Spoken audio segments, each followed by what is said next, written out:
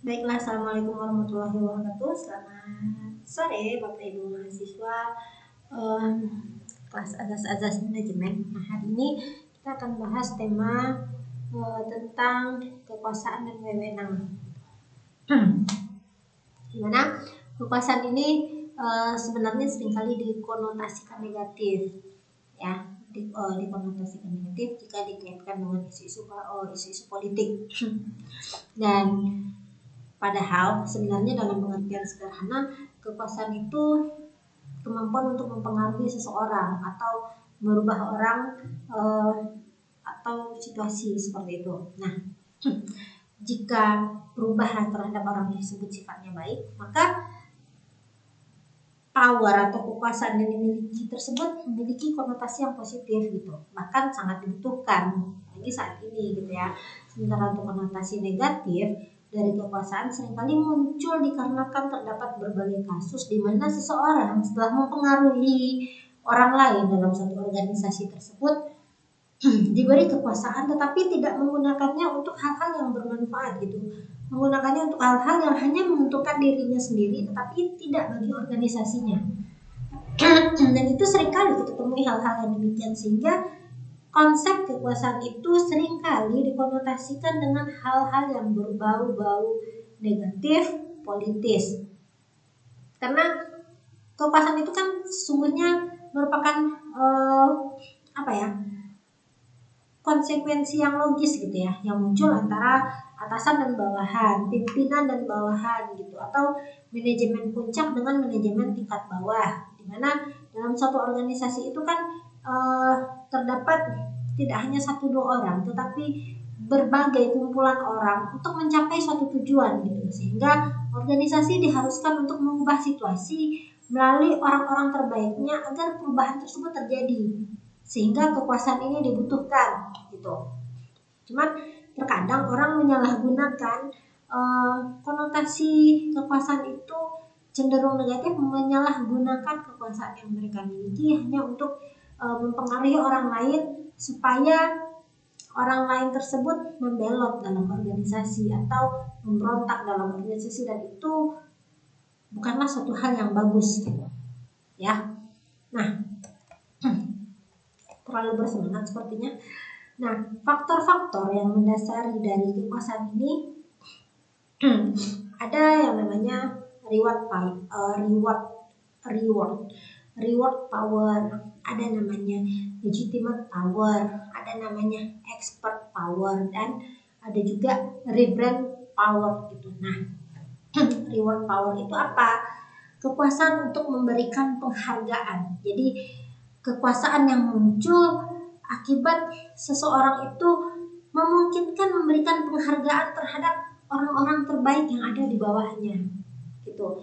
Misalnya contoh ya, manajer SDM aja deh gitu. Manajer SDM dalam suatu organisasi atau perusahaan memberikan reward kepada karyawan teladan, karyawan yang memang patut dijadikan teladan. Maksud saya di sini karyawan yang memang mengikuti SOP, disiplin dan segala macamnya, sehingga ia memberikan reward kepada pegawai tersebut karena kinerja dari pegawai itu sendiri sangat bagus gitu. Dan manajer SDM diberikan kekuasaan untuk itu, karena itu memang kewenangan dia, memang kekuasaan dia untuk memberikan reward atau reward power tadi kepada SDM yang ada dalam organisasi tersebut, karena penilaian kinerja itu bagus atau tidaknya tergantung dari si manajemen personalia atau manajemen SDM tadi gitu. Terus ada yang namanya legitimate power. Legitimate power itu kekuasaan yang muncul berdasarkan suatu legitimasi tertentu gitu. Misalnya seseorang yang diangkat menjadi seorang pemimpin, secara otomatis dia memiliki kekuasaan yang sah yang terlegitimasi gitu. Ya, misalnya manajer, direktur, atau hierarki pimpinan lainnya. Jadi dia memiliki kekuasaan yang sah yang diakui oleh semua pihak dalam suatu organisasi atau dalam organisasi itu sendiri. Itu namanya namanya legitimate power, sah kekuasaan yang ia miliki. Kemudian ada juga yang namanya expert power, expert. Kekuasaan berdasarkan keahlian atau kepakaran gitu. Misalnya seorang dokter memiliki keahlian untuk mengetahui berbagai jenis penyakit seperti itu ya. Dan secara sadar ataupun tidak sadar, ia berhasil mempengaruhi si pasien untuk mengikuti seluruh anjuran yang ia berikan gitu. Itu kekuasaan juga namanya gitu. Ia bisa mempengaruhi si pasien agar mengikuti anjurannya supaya pasien tadi sembuh. Begitu juga dengan pakar-pakar di bidang lainnya gitu. Itu yang namanya expert power atau kekuasaan berdasarkan keahlian yang dimiliki oleh seseorang atau kepakaran yang dimiliki oleh seseorang. Ada juga yang namanya reverent power. Reverent power ini kekuasaan itu muncul akibat adanya karakteristik yang diharapkan oleh seseorang atau sekelompok orang yang memiliki pengaruh terhadap sekelompok orang tersebut gitu. Misalnya pada saat pilpres lah contohnya ya, pada saat pilpres orang tidak butuh janji-janji manis. Orang butuh pemimpin yang jujur, pemimpin yang adil, pemimpin yang pemimpin yang bagus gitu, yang amanah. Nah, ditunjuk seorang pemimpin tersebut benar-benar terpilih dan ia memiliki karakter yang dibutuhkan oleh masyarakat tadi. Seperti itu.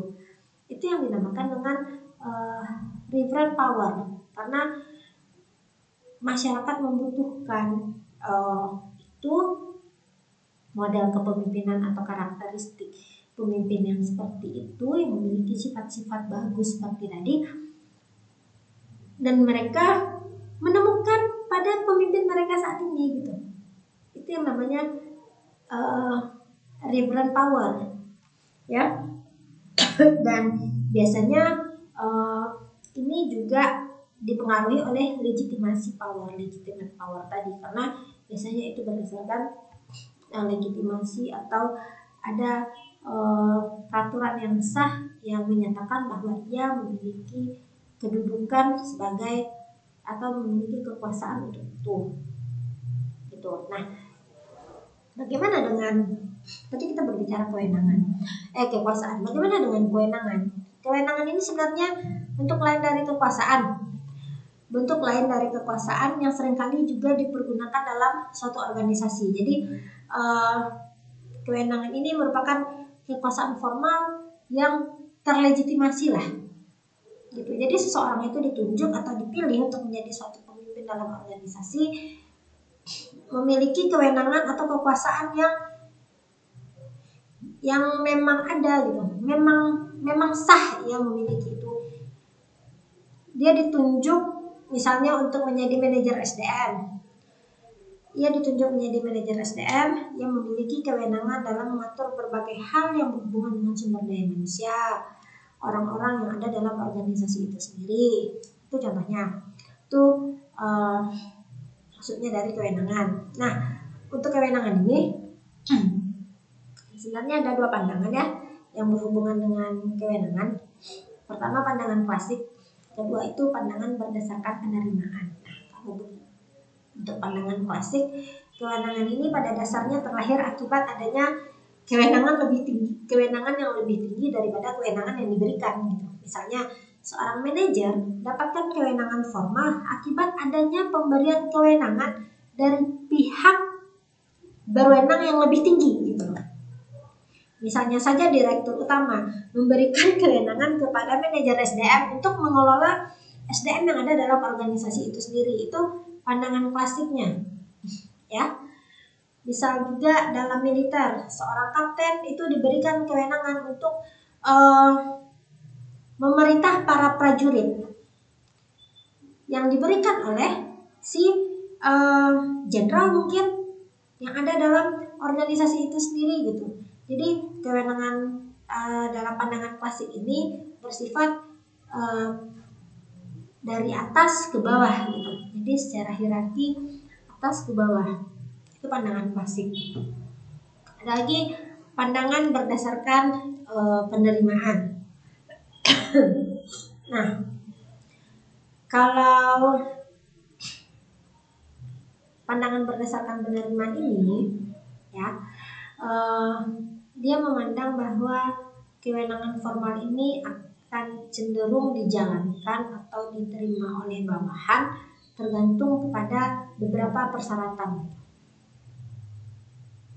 Seperti itu. Jadi persyaratannya apa? Persyaratannya seperti ini. Pertama, bawahan memahami apa yang disampaikan atau apa yang dikomunikasikan oleh pimpinannya atau atasannya.